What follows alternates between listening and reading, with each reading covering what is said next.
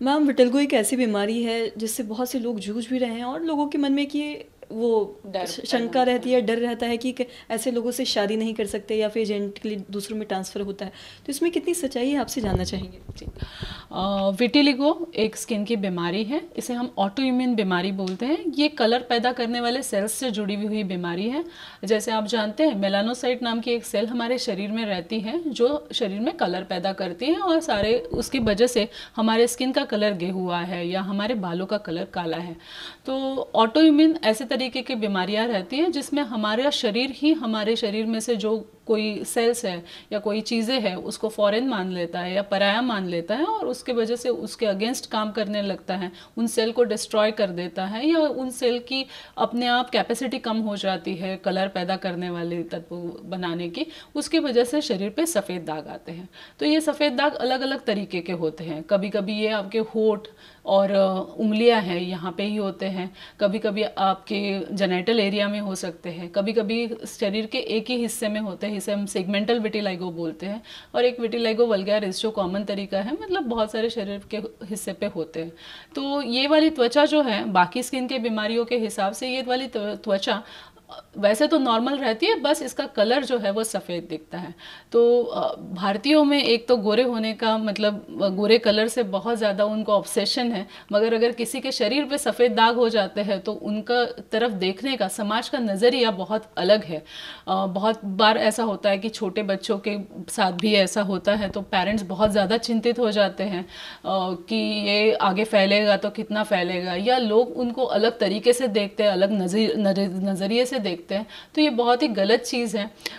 ये जेनेटिक तरीके की बीमारी हो सकती है, बट बहुत सारी चीज़ों के वजह से होती है। बहुत सारे अलग ऑटो इम्यून डिसीजेस है, जैसे थायराइड की बीमारियां हैं, तो उसके साथ भी एसोसिएटेड हो सकती है। ऑटो इम्यून डिसीजेस जो है इनका रोकथाम हम कर सकते हैं, पूरी तरीके से उसको हम ट्रीट नहीं कर सकते, ट्रीट भी कर सकते हैं बट पूरे तरीके से गायब करना कभी कभी मुश्किल हो जाता है। बट हाँ, ट्रीटमेंट करने से ज़रूर कलर वापस आ सकता है। जो रोग बहुत तेज़ी से अगर फैल रहा होगा तो उसको हम एक जगह पे सीमित करने की कोशिश कर सकते हैं। अगर बहुत समय से रोग सीमित है और कलर नहीं आ रहा है तो हमारे पास सर्जरी के भी ऑप्शंस अवेलेबल है। कुछ बहुत सारे मिथ्स इस बीमारी के साथ जुड़े हुए हैं, वो हम यहाँ पे क्लियर करने का मुझे मौका मिल रहा है तो मैं करना चाहूँगी। जेनेटिक जो है एक पर ओवरऑल लोगों को 1% लोगों को ये बीमारी हो सकती है, उसमें से 10 से 20% केसेस में इसमें जेनेटिक का हिस्सा हो सकता है। जैसे कोई एक रिश्तेदार मतलब चाचा मामा या कोई भी इससे अफेक्टेड हो सकता है, बट ज़रूरी नहीं है कि माँ बाप को है तो बच्चों को होगा, बच्चों को है तो उनके बच्चों को होगा, ऐसा ज़रूरी नहीं है।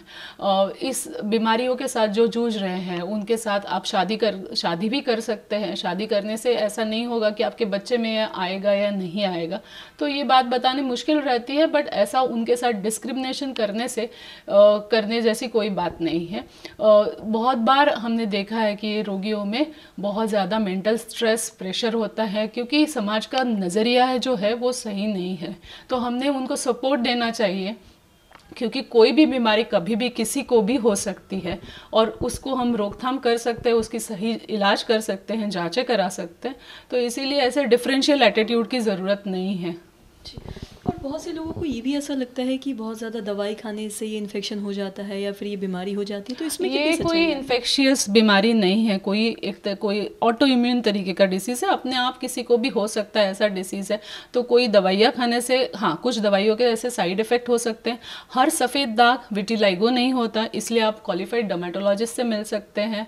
आप यहाँ मेडिवर्सल हेल्थ स्टूडियो जो गांधी मैदान में है वहाँ पर आ सकते हैं, इसके लिए इलाज करवा सकते हैं।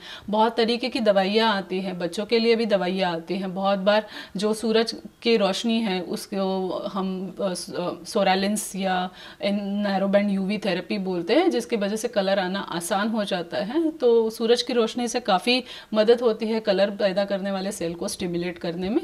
और बाकी जो दवाइयाँ हैं उसके लिए आप डर्मेटोलॉजिस्ट की सलाह ले सकते हैं, वो आपको अच्छी तरीके से मदद कर सकते हैं।